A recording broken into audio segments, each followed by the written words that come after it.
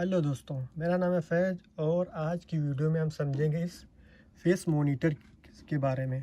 हालांकि मैंने इसके ऊपर वीडियो बनाया हुआ है, समझा हुआ है, लेकिन इसके थोड़े कनेक्शन अलग है तो आपको समझाना ज़रूरी है क्योंकि कैरियर में ऐसा लगा होता है। तो पिछली वीडियो में मैंने समझा था जो कैरियर के कुछ लेटेस्ट डिज़ाइन ये है वर्जन है 410 में, इसके बारे में। तो सारा कुछ सेम ही होता है, ऐसा कुछ डिफरेंट नहीं है, लेकिन हम सेफ्टी डिवाइस के बारे में बात कर रहे थे। तो कुछ पिछली वीडियो मैंने सेफ्टी डिवाइस के बारे में, जैसे लॉकआउट डिवाइस हो गया, इस रिले के बारे में। आज बात करेंगे फेस मॉनिटर के बारे में। तो इसमें जो सिंपल सा होता कुछ ऐसा है नहीं, लेकिन क्या है बेसिक चीज़ आपको जितने अच्छे से पता होगा वायरिंग के बारे में, जो भी सेफ्टियाँ लगी हैं, जितनी डिटेल में अगर आप सेफ्टी के बारे में पता होगा उतना ही आपको जो है अपने काम में मास्टर होंगे। तो आज इसकी बारी है मतलब समझने की कि कैसे ये काम करता है, कैसे वर्क करता है। बहुत सिंपल, लेकिन आपको बारीकी पता होना चाहिए। अगर बारीकी से अगर आपको हर चीज़ पता है तो आप कैसे भी इसको मॉडिफाई कर सकते हो वायरिंग को अपने हिसाब से। ये है सेफ्टी को आप अपने हिसाब से एडजस्ट कर सकते हो। तो ये मैंने इस पे जो कनेक्शन होने हैं ये L1 L2 L3 ये हो गया इसका। 3 सप्लाई आनी है इसको डिटेक्ट करने के लिए। याद रखें ये जो सप्लाई यहाँ पे लगी हैं, इससे सप्लाई सिर्फ आएगी डिटेक्ट होने के लिए। हमारा जो इसके अंदर मैकेनिज़्म है, जो सर्किट है, वो जो है चालू नहीं होगा। आप चीज़ जो है ये ध्यान रखें, ठीक है। तो ये से ये चालू नहीं होगा, लेकिन यहाँ पे जो सप्लाई देनी है ये देना लाजमी है। चालू करने के लिए ये ज़रूरी है। यहाँ पे आप देख पा रहे हैं जो सप्लाई लगी हुई है, आप देख पा रहे हैं CY आउट। तो CY ये 24 वोल्ट आ रहे हैं इस सर्किट को चालू करने के लिए। और जैसे मैंने बताया था ये चालू नहीं करेगा, ये सिर्फ जो वो डिटेक्ट करेगा। तो कभी भी आप इस टाइप की फेस सीक्वेंस या फेस मॉनिटर इंस्टॉल कर रहे हैं तो 3 फेस हमको डायरेक्ट देने हैं। बेसिक चीज़ है, पता है सभी को, ये डायरेक्ट देने हैं, ठीक है।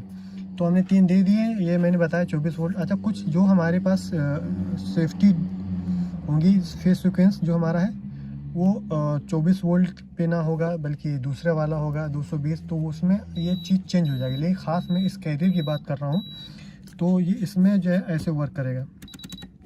ये 3 सप्लाई हम इसको डायरेक्ट दे देंगे।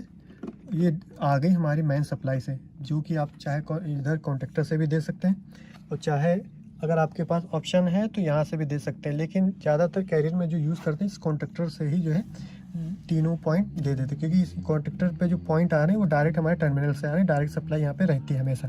तो ये तीनों दे दिया। अब हमने क्या किया, जो ट्रांसफार्मर लगा हुआ है जो 24 वोल्ट बना रहा है, ये 24 वोल्ट पे ही काम कर रहा है। देख सकते हैं यहाँ पे जो ये लिखा हुआ है 18 से 30 वोल्टेज AC लिखा हुआ है। AC, DC नहीं, AC यूज़ करना है, इसी चीज़ का ख्याल रखना है।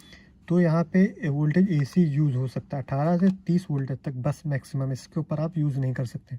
आपने सोचा चलो भाई मैंने इसको दे दिया, कंट्रोल करा लें इसको 220 दे करके, तो ये ख़राब हो जाएगा। तो आपको 220 नहीं, 18 से 30 वोल्ट्स AC, DC भी नहीं। तो ये ट्रांसफार्मर जो सप्लाई जो है बना रहा है ये AC वोल्ट ही जो बना रहा है, ना कि DC के लिए आपको जो है मतलब ब्रिज रेक्टिफायर लगेंगे या डायोड लगेगा, जो भी लगेगा तो वो DC वोल्ट बनेगा। ये जो है AC वोल्ट बन रहा है।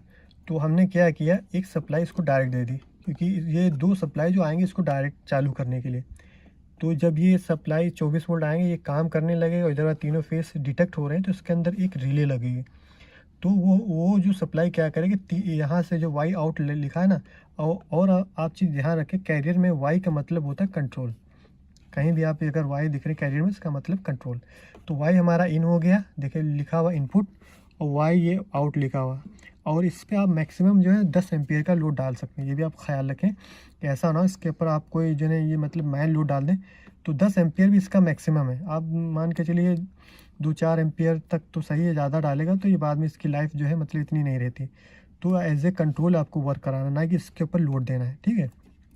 तो 2 सप्लाई हमारी यहाँ पे आई, एक तो मैंने डायरेक्ट दे दी, ये भी डायरेक्ट ही आ रही है, ठीक है। अगर आप चाहें तो फ्यूज़ से दे देंगे तो फ्यूज़ कंट्रोल हो जाएगा, नहीं तो आप डायरेक्ट दे देंगे। एज ए मतलब आप कैसे कहाँ लगा रहे हैं ये आप समझ लें। कैरियर में क्या होता है, एक हमने यहाँ पे डायरेक्ट दी, दूसरी वाली क्या करते हैं फ्यूज़ पे गई, फ्यूज़ से निकल के दो, आप देख सकते हैं ये जो फ्यूज़ लगा हुआ है इसमें, इस फ्यूज़ के 2 पॉइंट हैं। तो एक पॉइंट पे ये सप्लाई ट्रांसफार्मर से निकली, उस पर चली गई, वहाँ से आउट होकर ये इस पर आ गई, और यहाँ से जो है फिर ये आउट हो गई। ऐसे भी काम करेगा। दूसरी कंडीशन क्या है, यहाँ से पे सप्लाई मैंने दी, यहाँ से आउट हो गई, और यहाँ से आउट हो करके इस फ्यूज़ पे दिया, फ्यूज़ आउट करा के फिर हमने पूरे सिस्टम में अप्लाई कराया। ऐसा भी हो सकता है, ऐसा भी पॉसिबल, दोनों कंडीशन में पॉसिबल है। फ्यूज़ तब भी काम करेगा, इससे भी काम करेगा, तो कुछ कंडीशन में आप जो है आगे पीछे कर सकते हो। तो ये चीज़ बतानी ज़रूरी थी। तो ये यहाँ पे सप्लाई आई, आ करके आउट हो गई, अगर सब चीज़ नॉर्मल है। अच्छा, अब हम क्या करें, ये जो सप्लाई आउट हुई है, ठीक है, यहाँ पे हम जो है अपने पूरे सिस्टम में फिर इसके बाद अप्लाई कराएंगे, क्योंकि ये सप्लाई हमारी निकली, तो यहाँ से निकल करके हमने सभी जो हमारी ये रिले तीनों लगी हैं, इन तीनों रिलों में दे दिया, ठीक है। फिर हमने क्या किया, इस रिमोट के पॉइंट में दे दिया, तो हमारी ये सप्लाई जब निकलेगी तभी हमारा रिमोट जो चालू होगा, और तभी हमारे पूरे सिस्टम को हमारा रिमोट जो है मतलब रन कराएगा। तो ये हमने ऐसे इसको कंट्रोल करा है कि हमने यहाँ से आउट करा करके फिर पूरे सिस्टम में दिया, तो ऐसे हमने पूरे सिस्टम को कंट्रोल करा लिया। यानी सिर्फ ये सिस्टम ने पूरे सिस्टम रिमोट को कंट्रोल कराया, और रिमोट जब तक चालू नहीं होगा तो पूरा सिस्टम ही हमारा नहीं चालू होगा। तो ये ऐसे काम करता है। तो ये हमने फेस सीक्वेंस का काम समझ लिया। अगली वीडियो में समझते हैं अगली सेफ्टी के बारे में।